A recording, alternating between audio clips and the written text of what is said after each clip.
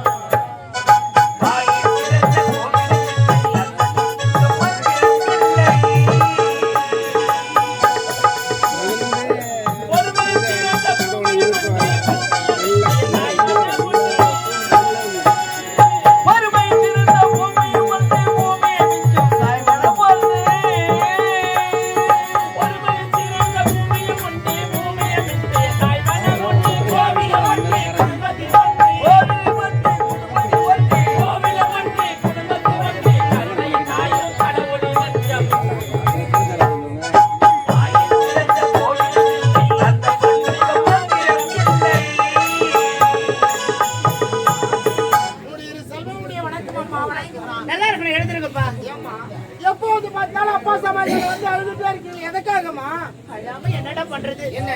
நீங்க குழந்தையா இருக்கும் போதே உன்னுடைய தந்தை அவளை எல்லாம் விட்டு பிரிந்து விட்டார். எப்படியோ கஷ்டப்பட்டு உங்களை வளர்த்து ஆளாக்கிட்டேன். ஒரு வேலை கிடைக்கலையா? வேலை கிடைக்கல வருத்தத்தில் இருக்கீங்களா?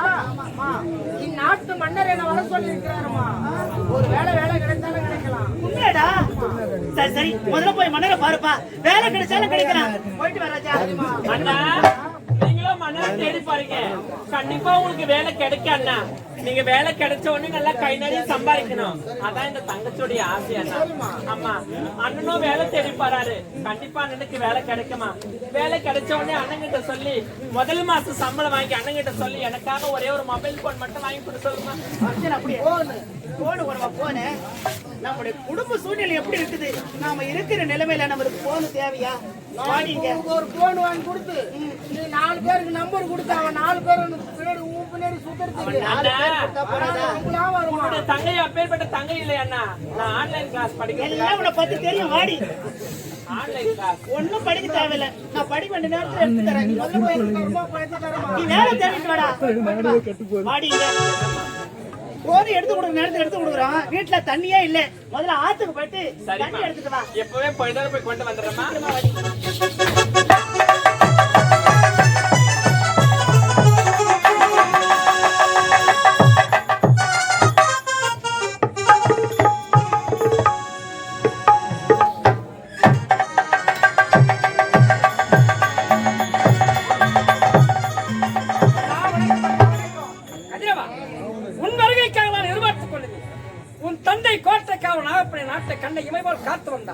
அவன் இயற்கை விதியால் இறந்து விட்டான்.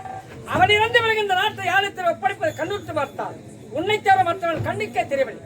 இருப்பினும் நாட்டை உன் களத்தில் ஒப்படைத்து பெற்றுக் கொள்வாய்.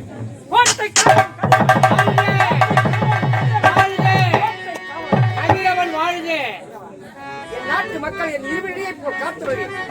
இந்த நாட்டை காப்பது உன் கடமையாகும். கடமை தவறாமல் நாட்டை காத்து சீக்கிரமாக இந்த நாட்டை நீங்க பார்த்து காத்து வரணும். சந்தோஷமா இருக்கிறது. நாட்டு நகரோட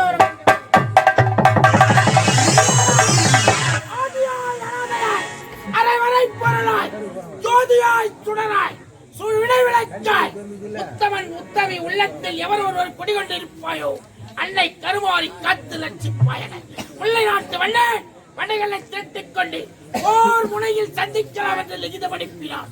2 நாட்களாகிய முல்லை நாட்டு வண்ணன் வரவில்லை. என் அவை காவலர் எங்கு சென்றான், என்ன ஆனான் என்று ஒன்றுமே புரியவில்லை. சென்று சந்திக்கிறேன்.